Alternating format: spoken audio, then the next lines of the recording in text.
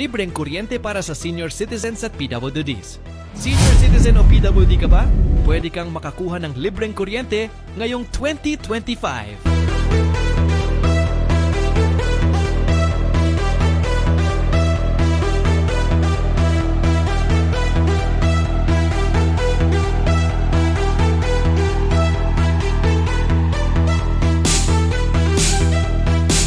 Noong 2025, may programa ang Meralco at mga electric cooperatives para sa mga senior citizens at persons with disabilities, PWDs, na gusto makatipid sa kuryente.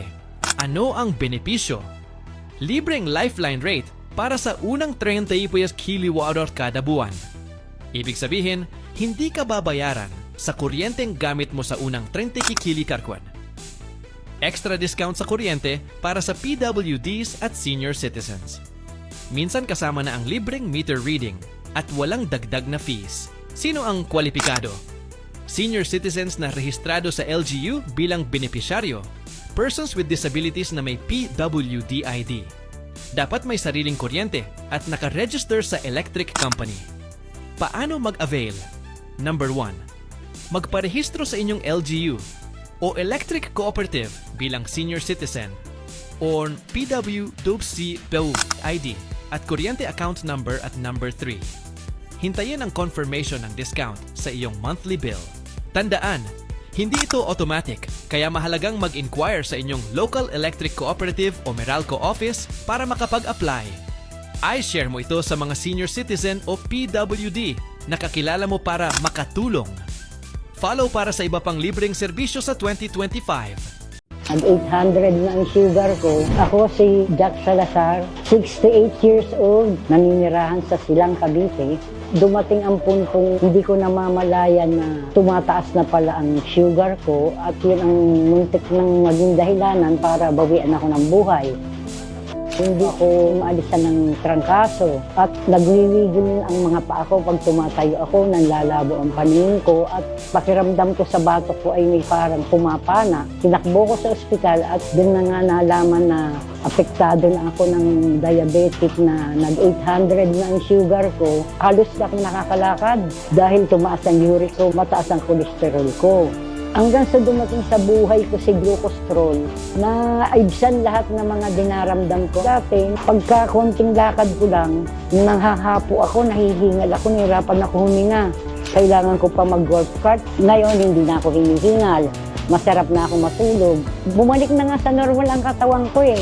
Malakas na ang katawan ko, wala nang pananakit ng paa ko, magana ako, hindi na ako palaihi, masarap ang tulog ko. Bumaba na rin ang dugo ko, naging normal na. Hindi naman ako natatakot, meron na akong glucostrol. At patiwari ko, lagi ako may pera kasi tuloy ang hanap buhay ko dahil sa kanya.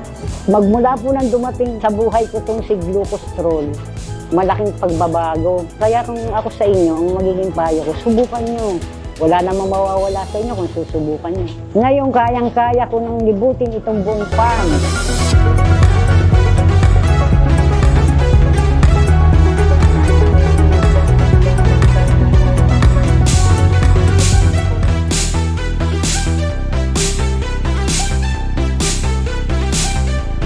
Alam mo ba, may foundation sa Maynila na nagbibigay ng libreng operasyon at gamot. At bukas ito para sa lahat. Una, ito ang Suchi Foundation Philippines. Matatagpuan sa Stada Mesa, Maynila. Isa itong non-profit group na tumutulong sa mga Pilipino na walang pambayad sa ospital. Nagsimula ito noong 1994. Itinayo ng mga Chinese-Filipino volunteers na gustong tumulong sa mga pinakamahihirap nating kababayan. Pangalawa, nagbibigay sila ng libreng operasyon tulad ng cataract surgery, orthopedic treatment, at cleft lip repair. May dental at medical missions din sila, minsan sa iba't ibang lugar sa Pilipinas. Pangatlo, para makakuha ng tulong, magpa-schedule lang sa opisina nila. Dalhin ang barangay certificate, valid ID at medical records. Hindi kailangan ng kakilala. Basta nangangailangan ka, tutulungan ka nila. I-share mo para mas maraming makaalam. I-follow mo rin ako para updated ka sa mga libreng gamutan at serbisyo. Sa Bible po, nakasulat, nilikha ng Diyos ang mga halaman, puno at bunga. Hindi lamang para kainin, kundi para magbigay ng kagalingan. Ang mga dahon ay nagpapagaling at ang bunga nagbibigay lakas sa katawan kaluluwa. So ito po ang naging inspirasyon ng Holy Herbs. Ano ba yung ibig sabihin ng Holy Herbs? At ano ba yung mga magandang benepisyo ng Holy Herbs? Ito po ay Bible-based, nag-iisang Bible-based herbal supplement dito sa Philippines. Naglalaman po ito ng 12 plants and herbs na nabanggit sa Bible na scientifically proven na nakakatulong sa mga sakit mo kagaya ng barley, grass, grapes extract, olive, cinnamon, turmeric, milk teas. Iba-iba po yung ating 12 po yan ng mga herbal. So na nabanggit sa Biblia. Ano po yung ginagawa ng mga barley po? Siksik sa vitamins, minerals at fiber. Tumutulong sa digestion, papababa po ng cholesterol. Nagbibigay po yan ng sustained energy. Barley grass naman, punong-puno rin po yan ng antioxidant, nagpapalakas ng immune system, tumutulong din sa detoxification. Grapes extract naman, mayaman po yan sa resveratrol. Ano po yung resveratrol? Nagpapaganda po yan ng blood circulation at nagpoprotekta po sa ating puso. Perfect po yan sa may mga heart problem or heart issues. Next, olives. Natural na pangontra sa inflammation at protection laban sa arthritis at heart disease. Cinnamon naman po, pampababa ng blood sugar, pampa-improve ng metabolism. Turmeric naman po, natural anti-inflammatory na may curcumin. Tumutulong sa joint pain, immune boost at protection laban sa sakit. Kita niyo po ba kung gaano kaganda yung Holy Herbs? Thumbs up nga po. Ito po ay isa sa mga makakatulong ng dagdag nutrition sa mga nakailangan ng katawan para magkaroon ng totoong kagalingan. Again, hindi po chemicals ang kailangan ng katawan. Kailangan po natin ay mga nutritious na pagkain, gulay at prutas. Okay?